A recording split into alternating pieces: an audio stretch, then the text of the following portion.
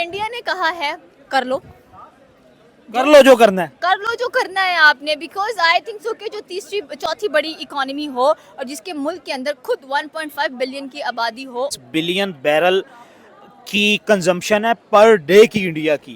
Physical instrument सबसे ज्यादा India जो है वो एक्सपोर्ट तो शाहीन एक ऐसा परिंदा है जो अकेला उड़ता है और उड़ता भी तब है जब बहुत तेज तूफानी बारिश हो, वो उनको चीरता हुआ आगे निकलता है। And India is same like that. Trump is the most mad president right now for United States of America and this is Rana साहब, यू आर वाचिंग राना साहब रिएक्शन। भाई यूरोप और नेटो की तरफ से एक बड़ा धमाका किया गया है। उन्होंने इंडिया और रशिया दोनों पे सैंक्शंस जो है इम्पोज कर दी हैं और इंडिया की सबसे बड़ी oil producing company, oil exporting company ले ले नायरा एनर्जी को उन्होंने बैन कर दिया है। रशिया की दूसरी कंपनी के साथ नायरा एनर्जी का सबसे बड़ा एनर्जी का हब जो था वो गुजरात में था। गुजरात द पीएम का अपना सिटी, जिसमें एक लंबे अरसे तक उन्होंने चीफ मिनिस्टरशिप जो है वो भी इंजॉय की। वहाँ पे इस डैमेजेस को या इस कंपनी पे बैन लगने के बाद लास्ट पे क्या इंडिया को कौन से कॉन्सिक्वेंसेस जो उनको सामना करना पड़ेगा या इंडिया इससे निकल जाएगा इजीली। पाकिस्तानी पब्लिक से बात करते हैं, इस पे उनका रिव्यू क्या है।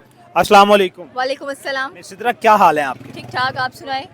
अल्हम्दुलिल्लाह ठीक ठाक। नेटो ने बम चला दिया है। यूरोप ने आप ये कह लें कि इंडिया और रशिया दोनों पे एक बंकर बस्टर मारा है और उन्होंने इंडिया की सबसे बड़ी energy company Nayara energy company जो है उस पर बैन लगा दिया। हालांकि वो कोलैबोरेशन में चल रही थी रशिया के साथ। क्या कहना चाहती हैं? हिट तो किया है उन्होंने, क्या रिटेलिएट बैक करेगा इंडिया? देखें, आपने जिस ऑयल कंपनी का नाम लिया है, ये ऑयल कंपनी गुजरात में है। और ये पीएम मोदी के अपने हलके से है। एग्जैक्टली और ये सबसे बड़ी ऑयल रिफाइनिंग कंपनी है इंडिया के अंदर अगर देखा जाए तो। ठीक सही है, है, आपने सही है। बात की है कि ईयू ने सैंक्शंस लगा दिए हैं।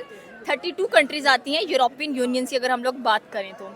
सैंक्शंस लगा दिए हैं तो क्या हो जाएगा, क्या इंडिया, और सबसे ज़्यादा एक और बात ये है कि इंडिया सबसे ज़्यादा जो पेट्रोलियम प्रोडक्ट्स हैं वो एक्सपोर्ट करता है। ऐसे ही बिल्कुल एशिया में मैक्सिमम कंट्री करते हैं। एग्जैक्टली वो एक्सपोर्ट करता है और सबसे ज़्यादा जो मेडिकल फार्मास्यूटिकल की चीज़ें हैं वो अमेरिका को एक्सपोर्ट करता है। ऐसे ही है। तो यहाँ पर आपने बात की कि ऑयल रिफाइनरी पे सैंक्शंस लगा दी हैं, कहा है कि भाई हम आपका ऑयल नहीं लेंगे, अगर आप यहाँ पर भेजेंगे भी तो हमारे पास एक ऐसा लॉ है जो हमें ये कहता है कि भाई कोई भी एक्सपोर्ट जो आप नहीं करना चाह रहे हो वो आती है तो उसको किस तरह से रोकना ये है। इंडिया या America?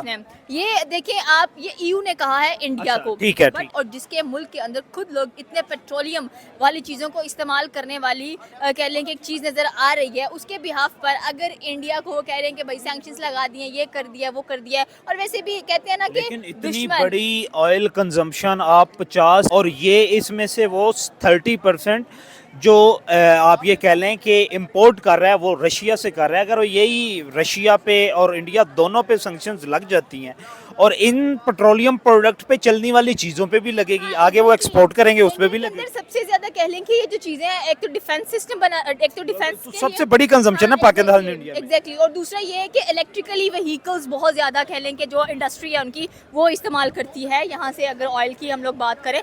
But the thing is that कि ठीक है, इंडिया सस्ते दामों में रशिया से तेल लेता है, रशिया के साथ तो वो कभी अपनी दोस्ती नहीं बिगाड़ेगा और उसको पता है कि अगर मैंने यहाँ से बिगाड़ दी तो मुझे अमेरिका के साथ क्या है, अमेरिका तो इंडिया के सब तो खिलाफ मिनट है। लगाया है साइड चेंज करते हुए। बिल्कुल, वो तो ऐसे है जैसे धोबी का कुत्ता ना घर का ना घाट का। अगर मैं सीरियसली अमेरिका की बात करूं या मैं ट्रम्प की बात करूं, he is the most mad. Trump की बात करें, सारे अमेरिका की ना करें। ठीक है, आप ट्रम्प की बात कर लें तो आई थिंक सो कि यहाँ पर अगर एक चीज और देखी जाए तो मुझे नहीं लगता कि भारत को कोई फर्क पड़ने वाला है, बिकॉज उसके पास और बहुत सारे सब्स्टिट्यूट्स अवेलेबल हैं। सब्स्टिट्यूट कौन कौन से हैं? सपोज नहीं, पहली बात तो ये है कि सब्स्टिट्यूट क्या, अगर उसने ट्रेड करनी है रशिया के साथ तो वो एक खुले दिल से, एक तगड़े जिगरे से वो कहेगा कि मैंने करना है, आपने मेरे ऊपर सैंक्शन लगानी है लगाएं, मैं आपके ऊपर सैंक्शन लगाता हूं। सबसे बड़ा आईटी प्रोडक्ट जो है वो एक्सपोर्ट कर रहा है अमेरिका को, यूरोप को कर रहा है, यूरोप को भी कर रहा है, अमेरिका को भी कर रहा है, तो फिर उन पे वो भी टैक्स लगाएगा। जाहिर सी बात है, आपको क्या लगता है कि ताली कभी भी एक हाथ से नहीं बजती है, दोनों हाथों से बजती है। आप पंगा लोगे अगले और वाला मोदी तो भी दोनों हाथों से लगाएगा। वो दोनों हाथों से ऐसे इधर आओ उसका ये वाला ही काम होगा। सो मुझे नहीं लगता कि यूरोपियन यूनियन, हमने अभी रिसेंटली आपने देखा होगा कि राजस्थान के अंदर उनके रेयर अर्थ एलिमेंट्स मिले हैं और वो उसको भी यूटिलाइज करने वाले हैं। अब चाइना की धमकियां भी खत्म होने वाली हैं। चाइना जो वेपनाइज बना रहे हैं। हाँ एग्जैक्टली, जो चाइना वेपनाइज करके बैठा हुआ था कि भाई हम इतना एक्सपोर्ट करते हैं इंडिया को, अब हम नहीं करेंगे। तो यहाँ पर मुझे नहीं लगता कि कहते हैं ना कि एक अच्छा दोस्त इंडिया के पास है, दैट इज रशिया। बाकी 1000 दुश्मन भी उसके खड़े होना, उसको पता है मैंने स्टैंड कैसे बहुत लेना बड़ी है। economy हाँ, की है। एग्जैक्टली, मैंने स्टेबल कैसे करना है। एलन मस्क बाज आया? नहीं आया आया। बिल्कुल। उसने टेस्ला लॉन्च कर दी भाई, उसका शोरूम बना दिया मुंबई के अंदर। लेकिन एलोन मस्क उसने तो ट्रम्प की दुश्मनी में की है। आप ये देखिए 2008 से मनमोहन सिंह के दौर से ये डील चल रही थी कि आप एलोन मस्क के साथ कि आप अपनी टेक्नोलॉजी यहाँ पे लेके आए, और फिर 2024 में ट्रम्प के आने के बाद भी नरेंद्र मोदी ने बड़े जूते घसाए हैं कि मैं जाऊं लेके आऊं।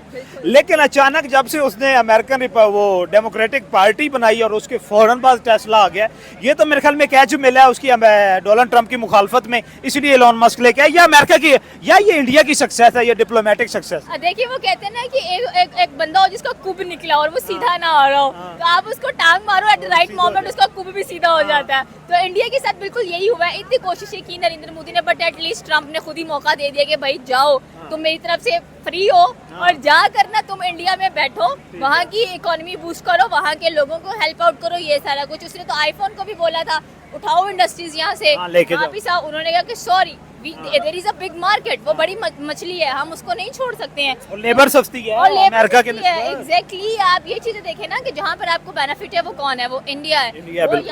यहाँ तो नहीं कहेगा कि भाई ठीक है मैं यहाँ पर अपनी इंडस्ट्री लगाता हूँ, यहाँ पर सारा कुछ करता हूँ। सो आई थिंक सो कि they are working very smart, Indians they are working very smart. West कहता है कि हम स्मार्ट है, लेकिन मुझे लगता है कि दे आर बेवकूफ, द मोस्ट बेवकूफ नेशन मुझे नजर आ रही है right now. But I think so कि एशिया के अंदर India is going great well. कोई बात नहीं, आप लॉन वॉरियर हो, अकेला खड़ा होना सीखो। अकेले खड़ा होना सीख गए तो उसके बाद भाई आपकी मौजें ही मौजें हैं। लास्ट क्वेश्चन ये है कि क्या इंडिया इन सैंक्शंस के अंडर ही सरवाइव करेगा, या इंडिया अपनी डिप्लोमेटिक पॉलिसी से या अपनी डिफेंस पॉलिसी से या अपने औरे से दोबारा अपनी शराइत पे ईयू को और नेटो को लेके आ गया? देखिए नेटो आ जाए और चाहे अमेरिका ट्रम्प आ जाए, चाहे जो मर्जी आ जाए, इंडिया को पता है कि मैंने अभी उसने कहा मैं 500 टैरिफ लगाऊंगा, फिर कहता है मैं 100 टैरिफ लगाऊंगा, करते कराते कहाँ गया 500 टैरिफ, कहाँ गया 100 टैरिफ। 10% पे लेके वो तो 10% पे लेकर आ गया, मतलब उसको दौरा पड़ेगा कि मैं 1000% लगाऊंगा। इंडिया ने कहना लगाते रहो, I don't give up. Serious ही नहीं लेते।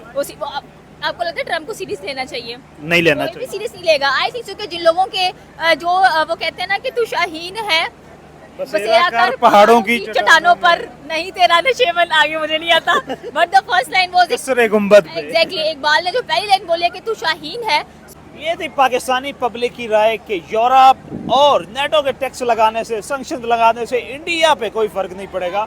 इंडिया अपने औरे के साथ, अपने डिफेंस के साथ और एक वॉरियर कंट्री की हैसियत से आगे बढ़ता चला जाएगा। इन सैंक्शंस में भी वो सरवाइव कर लेगा, बल्कि इन सैंक्शन में सरवाइव क्या करना है, वो दुनिया को अपने असूलों ज़वाबित, अपनी शराइत पे मजबूर कर देगा कि वो इंडिया के सामने घुटने टेकें। आपने कमेंट सेक्शन में बताना है ये सैंक्शंस इंडिया को कहाँ तक डैमेज कर सकती हैं, अगर कर सकती हैं तो क्यों, अगर नहीं कर सकती तो क्यों, कमेंट सेक्शन में बताना है। मिलते हैं अगली वीडियो में, वस्सलाम।